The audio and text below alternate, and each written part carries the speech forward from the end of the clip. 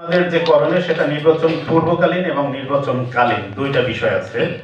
তো দেখি কখন কি করলে আপনাদের জন্য মঙ্গল এবং সরকার এবং রাষ্ট্রের জন্য মঙ্গল। গণভোটে জাতীয় সংসদ নির্বাচনে আপনাদের করণীয় প্রথম হলো তথ্য সরবরাহ। তথ্য সরবরাহ করবেন জনগণকে, অর্থাৎ কোথায় কি হচ্ছে না হচ্ছে মিডিয়ার মাধ্যমে আপনারা তথ্য সরবরাহ করবেন এবং তথ্য ছড়িয়ে দিবেন। স্বচ্ছতা নিশ্চিতকরণ, ঠিক আছে, এটা আপনারা করবেন। জনমত গঠন করবেন ইলেকশনের বিষয়ে। নির্বাচন প্রক্রিয়ার উপর নজরদারি করুন। ভোটারদের সচেতন করা, দেখেন নিরপেক্ষ নির্বাচন পরিচালনায় সহায়তা করা এবং এটার জন্য যে কর্তৃপক্ষ আছে তাদেরকে আপনারা একটু সহযোগিতা করবেন।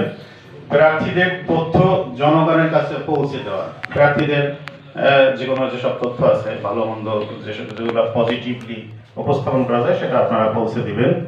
নির্বাচনী অনিয়ম তুলে ধরা, এটা আপনারা করবেন।